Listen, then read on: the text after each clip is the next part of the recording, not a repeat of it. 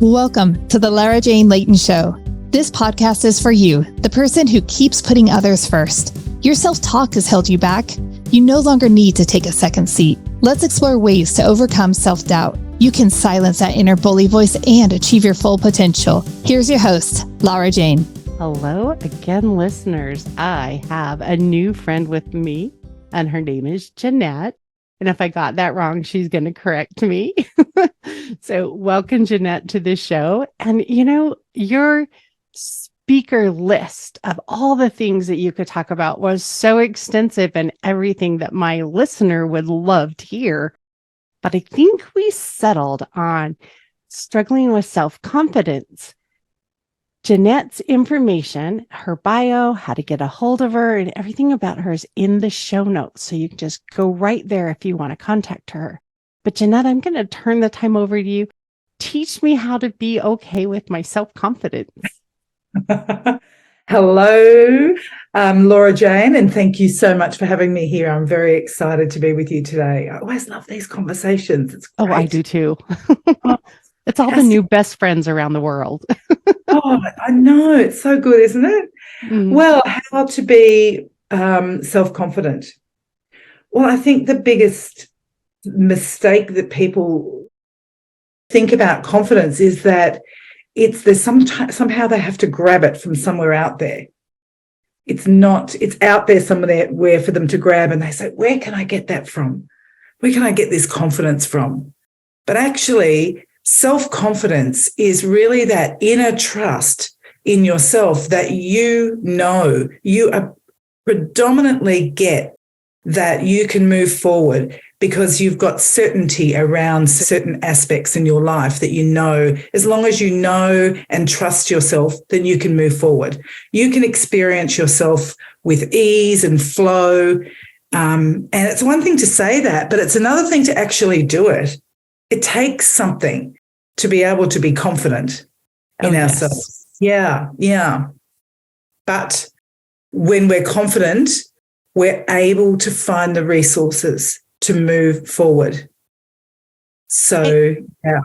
I really like what you said about it's internal. You can't get it externally. And I think that's the whole reason I try to focus on our internal dialogue and how we think to ourselves and the things we say to ourselves, because we can, we thought there was bullies in junior high or grade school or in the corporate world at work. There's someone who's being kind of rude, but guess what? We replay that.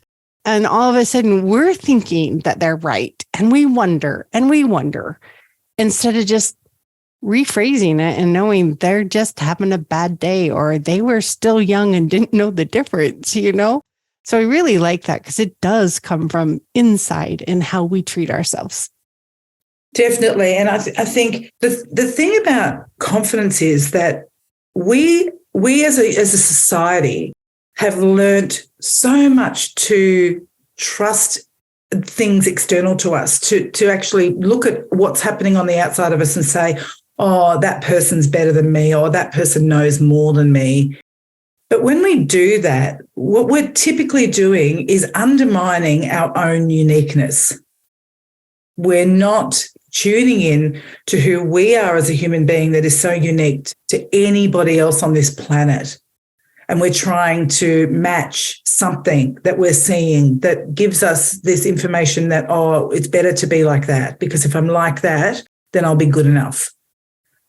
So, yeah. External validation. Yeah. People are so, you think about it, when you have a child or a little tiny baby and you're interacting with them, you're praising them when they're smiling and you're frustrated when they're crying. And that's what we learn from infancy, as smile at people, then they're happy, be sad and cranky, and then they don't want to be around you.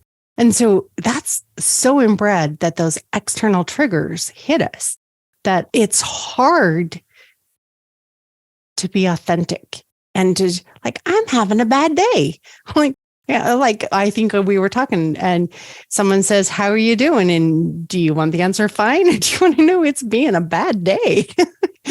So how do we hit that authenticity where that confidence is just, you now know who you are and you can be confident? That's such a good question. And look, so some of the work that I do, I actually work on what's called the being framework. And the work that I do now is I take my clients through the being profile. And one of the distinctions in that profile is authenticity. Oh, tell me about this. Yeah. And so authenticity is when you are so connected to the reality of things. So you know yourself. You're not putting on some fake persona. You're not trying to be something that you're not. So your self-image is so congruent with who you're putting out there to the world. And who you are for yourself matches that. Absolutely. Yeah. Yeah. You meet me on the street, I will be the same person as you see today. Yeah. I can't handle being more than one person. It doesn't work for me. No, it doesn't work for me either. And I think it's getting really close to that. So it's about going, well, as close as we possibly can to the authenticity of who we are, so that we can go and be ourselves. So it's just like me as a coach. I can't be something different to what I am for my coachees. I have to be myself. I can't try and be like another coach. I can't try and be like another facilitator. I have to be the person that I am. But if we are not trusting ourselves, if we're hesitating, if we're looking external to us to, if we think that we're a bit of an imposter, if we're looking at other people and saying that they're better than us, then of course we're going to get further and further away from who we truly are, which means that we're not going to be authentically us. And it just is so hard when you're not being yourself to get to that uniqueness inside you, which is there, that is there, but you can't access it when you're being so far away from yourself that you're trying to be like someone or something else.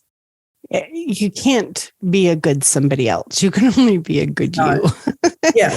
It's so crazy because, you think about back to the infancy, a toddler running around with his Superman cape, being just genuinely having fun is not as learned. They may be as intelligent, but they may not be as schooled as the college professor. Is he worse? Is he different? No, they're both good. We can't compare ourselves to each other because we're not that person. And I know that doesn't it's easy to say, it's really hard to do because we've been so ingrained with fitting in. You got to fit in. You got to change so that everybody likes you instead of just being happy with who you are. How would it be to learn how to just be happy with what we have and what we are without always that comparison? Yeah. Yeah, so true. Without making that comparison, it's really interesting actually because I work with people who are really dissatisfied with their life as it is, and they either want to make some kind of social impact or they want to be a leader, and they're always struggling with confidence. And so one of the things we go to straight away is authenticity, and to really help them to tap into who it is that they are so that they can take themselves to that next level. So I had a client just recently who I've still got her. She still works with me today, and she really wants to create a social impact movement. And what was going on for her was that she knew what she wanted to do and she was setting it up all beautifully and getting all the advocates together, but she was so nervous about getting up on stage and talking about this social impact movement. So she knew she could put it together, but it wasn't until she realized that she was actually thinking that she had to be somebody else on stage, that she had to be a different person to the one she was, that she couldn't be this leader of this social impact movement that had a face in the public unless she changed herself. That reminds me back when I first started my podcast and I had my podcast coach. And I work with Grow Your Show, and they're amazing, but it's really special because my son owns the company. So, I work with my son on most of the stuff. And one of the things he used to say is, Mom, quit using your fake voice. Mom, quit using your fake voice. And I'm like, what? I don't.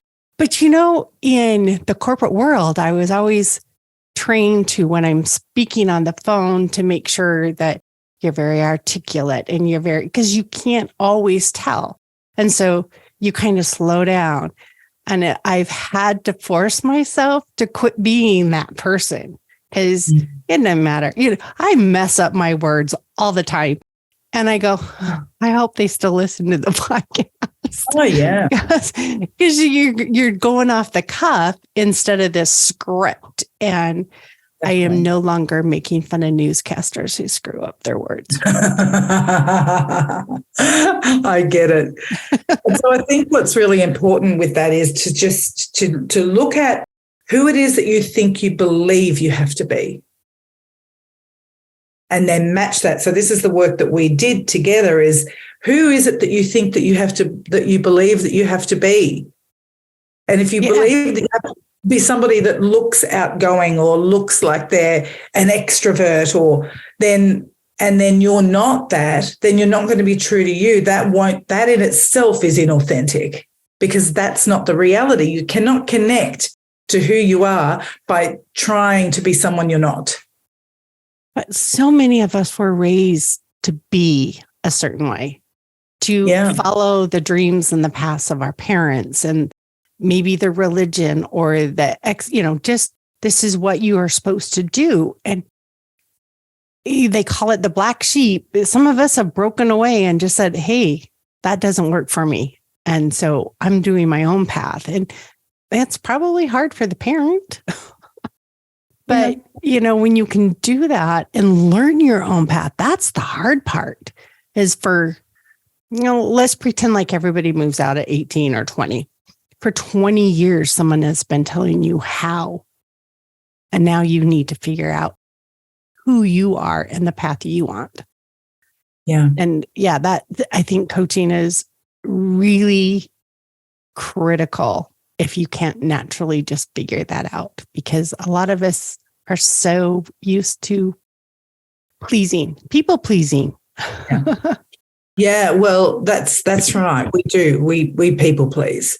And that's a really big challenge. But there are going to be hesitations there. And I think that that's something to come to terms with, actually, is that because of our conditioning, and because all of us have had a certain amount of conditioning, we're going to grow up and have hesitations. And I think it's about learning to be with those hesitations and then moving forward and doing it anyway. That's really what confidence is, knowing that the hesitations are there and they're going to be there. But if we can just not let them get in the way, we've all got a relationship with confidence. And so let's look at that relationship and make it a little bit more healthy and be real about who we are and how we can step out into the world to progress. And so many people want to progress. They want to step out. They want to make it some kind of an impact, and yet they're not doing it. Because we're living up to somebody else's expectations. So we're going to take a quick break. I want to come back. Think about, is there some kind of trick that you have to overcome that hesitation? So let's break for a quick word from our sponsor. Be right back. This podcast is sponsored by Lara Jane Coaching. You're ready to silence your inner bully voice. Let Lara Jane support you with coaching. To schedule an introduction call, go to larajanelayton.com. All right, we're back. So did you have any kind of idea of how we could overcome that hesitation, that freeze, that fear, do you have any tricks? Well, the world that, let me just be real for a minute. The world please be real. Yes. The world that I live in is personal transformation. That's the world I live in. I don't live in a world where there's tips and tricks. I can give you some things, and just bear with me for a minute while I explain this. Yes. Is that the transformational work is really important, because if somebody doesn't really believe in themselves or who they are, then they have to do that inner work. They have to kind of lift the lid on it and look inside and take a look inside and say, what is it that's actually driving those behaviors and actions, which is, resulting in me either accomplishing or not accomplishing what I want to accomplish.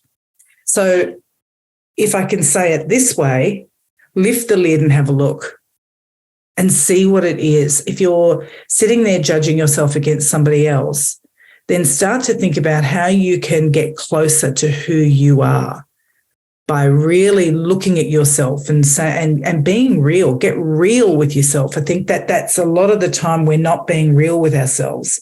So that's the first thing, get real with yourself.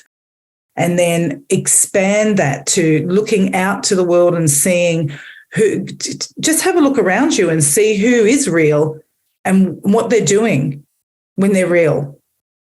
Are they what is it that is about them that they're doing? So if you're there thinking that you have to be like someone else, then really think about the people that are real and how they're just not doing that, and hook onto them. Really hook onto them. Go and listen to more of them. How do we know if someone's being real?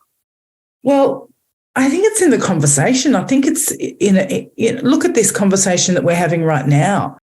I can't be someone I'm not in here with you. I can't just pretend to be a person that, elevates themselves or tells you that my life is perfect when it's not. That's how you tell whether somebody is sugarcoating everything or raising themselves up so much that they're making themselves look better than the average Joe. When it comes down to it, we're all human. And so I have as many challenges as the next person. One of the things for me was going, holy moly, all my adult life believing that I was stupid. Yes. Because I was told that I was stupid. Mm-hmm. Replaying. Repeatedly. Yeah, it just replayed for me.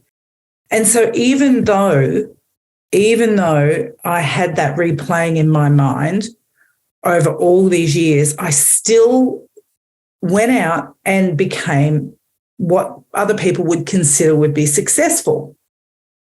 But I knew better. I knew that deep down inside I was paddling underwater. I was nervous. I wasn't really confident and comfortable, even though people thought that I was. So I had to get to that point where instead of paddling underwater, I felt that ease and flow within me so much that I could naturally be myself rather than feeling like I was having to put on some kind of fake persona. It's getting that. Yeah. So I think we're all the same. We all come from somewhere. We've all had struggles. We've all had battles. We've all, we choose our suffering.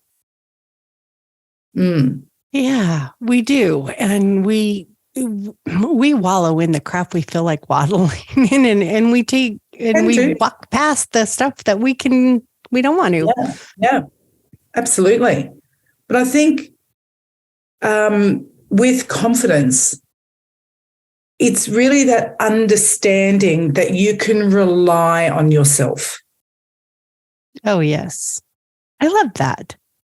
Can you do it? Can you do this? And yes, we can. And even if you may not have the confidence right this second, you're going to have the courage to try. And when the more you try, the more confidence you build. And look, let's be honest. There is a whole world telling us out there to go out and just do it, take off, fly, you can do anything you want. But actually, let's get closer to reality and say, look, I know what my capabilities are. This is what they are, and get real about them. So one of the things for me was looking back over my lifetime and going, I actually now know exactly who I am because I can track back throughout my whole adult life and see where I've developed these skills and abilities see where I've developed myself, see how I've shaped myself as a human being. And so what I would say to people, which is kind of could sound a bit like a tip, but I think it's a bit deeper than that, is to actually look back over your life and be real about what you're competent in. Be real about what you're experienced in, and be real about who you are as a human being. So if you can get real about those things, then you can decide what you really care about in the world, changing what it is, where is it that you want to make an impact, and you can match what you're competent in or what you're not yet competent in and say, well, look, yeah, I am really great at these things. I admit that. And this is what I've still got to learn. It's finding the desire to do the things we're good at. And that would, it brings me to the story about the fish that went to flying school. And then he couldn't succeed and he felt worse than all the other birds because he couldn't fly like them. And then he went to climbing school and he couldn't climb and he tried and he'd be right there with them, but he didn't want to swim. Sometimes we have to realize what our strengths are and just be the best swimmer there is and not worry about if you can fly or climb a tree, because that wasn't what your purpose on earth is. We all have those things that are exceptional, and the monkey might be really sad he can't swim in the water like you can. So it's quit trying to be what you're not. Well, let me go back to that client for a minute. So she cared deeply about something, and I think that's where it has to start. Mm-hmm. You care about something. I care about transformation. I care about people's personal and professional transformation. And when you care about something, then you start to shape what that might look like, what you want to be a part in changing and how you want to be a part in changing that. And the next step is to go, okay, well, what am I good at? And what is it that I've still got to learn about? So you can have strengths. You can have strengths in something that you couldn't care less about. And I think it's being able to put that over there and say, okay, I'm really great at this, but, I really want to make a difference in this. And so being able to say, is there transferable skills here that can relate to this over here? Yes. And, and if there is a gap, what is it that I have to go and learn about for myself so that I can then move forward confidently to do the thing that really matters the most to me? It's beautiful. Yeah. It's sometimes when I'm good at something, it's so natural that I think everybody is good at that. And you don't think it's special because it's just the way you are. And when you see somebody that does something that's not natural to you, but maybe to them, you go, oh, wow, they are so awesome. Because we're not doing that self-reflection and realizing they don't do what I do naturally. And so we both have our strengths and we both have the things, but when it's just so easy, it doesn't seem special like the things that you see in somebody else that are hard for you. And they're like, well, I want to do that. So yeah, it is really learning to not compare. It is. And there's so many folks out there that don't see, it is very common that we can't see what our own strengths are. And then we'll diminish ourselves because we're not really looking at that. Yeah, we don't look at it. We're looking away from who we actually really are. And a lot of that is that uniqueness that's within us that we don't even know where that uniqueness comes from, but it certainly is there and it certainly makes us who we are. Some people might say that it comes, they might have a spiritual aspect on that, and that's fine, but it's there. It's unique. It's different about you to somebody else. Yeah, it doesn't matter where it came from or why. It's you and it's unique, and use it. Shine. Yes. That's like Lily isn't always wondering why it's not fragrant like the rose. It doesn't care. It's beautiful as it is. So it's like finding your own strengths and going with it. Yeah. Finding that reflection. Finding that little seed inside you that no one else is. No one else is that human being. And no one has the same unique combination. No. But I don't feel special, unique. I know that I have fun and I know I do fine, but I don't feel like I have anything that 1,000 other people don't also have. It's just, yeah. But I'm doing what I can with what I have. Yeah. It's there. It's there. The uniqueness is there. And we all have it. I agree. It's just you don't feel it. I mean, most people don't feel anything special. I don't know why. Because that would be arrogance.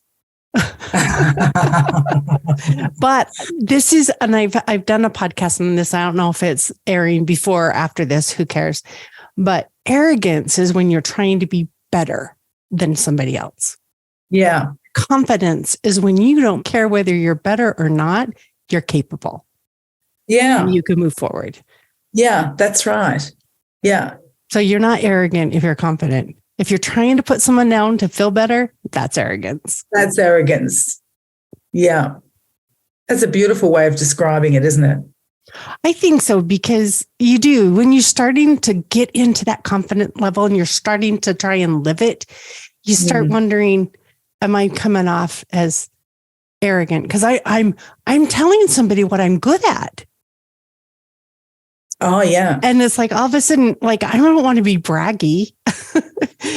But it's that what is the intent behind it? Are you sharing where you can help them, or are you trying to make them feel bad?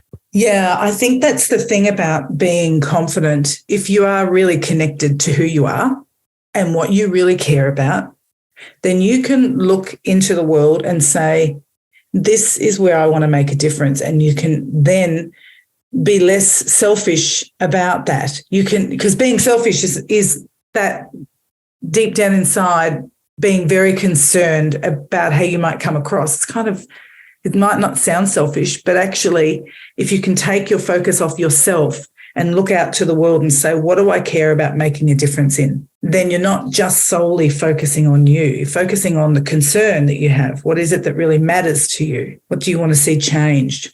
Yeah, I like that. I've kind of thought through that before, but that was a very unique way of, because I've always wondered when selfish versus, because someone will say, oh, you're being so selfish. Well, when they say that, it's because they want something. Yeah. you don't call someone selfish unless they're not giving you what you want. So, it's like, okay, but yeah, I like that. Because otherwise, if we're focusing on just ourselves, or we're focusing on our immediate concerns, we won't see the bigger picture. Our eyes will go off the bigger picture. We won't visualize the bigger picture. And so many, in entrepreneurship or solopreneurship, there are so many people attempting to be entrepreneurs or attempting to be leaders in the workplace, and that it's very difficult for them when they're sitting with their own concerns and their own lack of vulnerability and feeling like they can't speak up or they can't be themselves. It's very difficult to be a leader. I think that's why I just let you know that I'm not perfect right off the bat. So you don't have I don't have to try and hide it. It's like, hey, wait, I've been there. I've done that. I'm still doing it. And I learn every day. And I'm not trying to tell anybody I'm perfect. I'm not trying to tell anybody I have all the answers. But I have some answers that have worked for me. And that's what's helpful, is just knowing that my solution isn't everybody's solution. And like I tell people, I'm so thankful there's thousands of coaches out there, because we all have that person that's going to connect with us. And there's no way I can take care of all umpteen million people in the population of the world. So I just keep my 4 or 5. Yeah, nor would you want to take care of all the population in the world. It's not feasible. It's not practical. There's some people that want to, but we'll let them try. Yeah. Absolutely. So, yeah, so that's really confidence. It's really that inner trust in who you are as a human being and knowing what your capabilities are and what your strengths are. And it sounds simple, doesn't it? It sounds like a simple thing, but it sounds so easy. Yeah. It's that inner trust that we can do the things we need to do. And the great thing about the world today is if you need to have something done that you're not capable of, there's someone you can hire or someone you can talk to or somebody else that you can bring in. If a corporation, everybody was just like the CEO, the corporation would die because you need all kinds. And you can pull in as a community or a tribe or a group, whatever you want to call it, and pull on the strengths of others when you need it. And I think adding to your confidence is also knowing where you can use that. Like I can use some help from somebody right now and be okay with asking for help.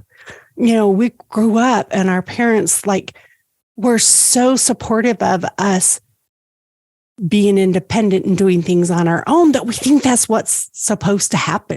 But you're not supposed to do it all. That's why there's more than one person on this earth. Yeah, well, many folks would not like it if they came across as inadequate, if they came across as not capable or not good enough. And so that, I think, has put us as human beings into this category, into this realm of trying to do it all and trying to be everything because we just don't want to come across as inadequate. And then that is such an unrealistic way to approach life. And that's why confidence is not just going at something full ball. That's actually can be quite reckless, which is the opposite to confidence. But confidence is knowing what part you're going to play in this and what part you can entrust somebody else to play in this, whatever this is. And then being vulnerable enough and authentic enough to say, okay, here, I don't know this. I'm not sure. I want to ask your opinion, and be really willing to sit there with others and get guidance where you can't be that person that provides the guidance. Be willing. That's what a leader does. Yeah. Confidence doesn't mean you know it all.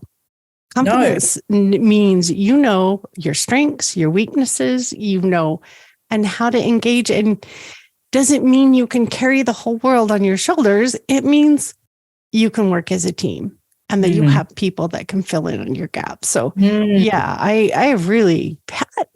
glad we picked this subject. It's been fun. Look, it is something, it's a topic that people I feel they might sometimes feel it's a bit overused, and our confidence is this, we all know we can be confident, but we can't be. So I really feel though, but just giving it little bit of a different spin, that you don't have to, you've got to bring in that authenticity and be as authentic as you possibly can about yourself, real enough with yourself to know when you can trust somebody else, and then be vulnerable enough to ask. It's not an all in, I'm everything. That's like bravado. Right. I agree. I think that's beautiful. So we are at the end of our time. I have had a lot of ahas. I love getting new, even though you see it, it's through a new window. And I love seeing through things through new perspectives. So is there any last minute things that you want to share with us? Yeah. With regards to confidence. Sure. Or anything. Well, a couple of things. I suppose get to know yourself. Be prepared to do that inner work so that you know who you are. I work with these clients who really come to me struggling to know who they are. It's my mission in life to support that. So know who you are and be able to be willing to be vulnerable enough and authentic enough to let that shine through. That's the thing that I would like to really leave your listeners with. Yeah. And if you can't do it on your own, there's a coach out there that can help you. Yeah. And I am not a medical professional. I am not a mental health professional. Just someone here that loves seeing people grow and progress, and anything that we can do to support the listener would be amazing. Yeah. So I am really so grateful that you joined me on this today and that we are able to, I think, help people understand how to move forward. And this self-reflection and getting to know yourself is so critical. So thank you so much for your time. And listeners, will talk to you on the next episode. Are you tired of waking up exhausted? You are not alone. If you're looking to take your life back, let's start with the simple step of adjusting your self-talk. Stay tuned for the next episode with your host, Lara Jane. Remember to follow the show so you don't miss a next simple step that you can use to feel more confident. And please leave an honest review.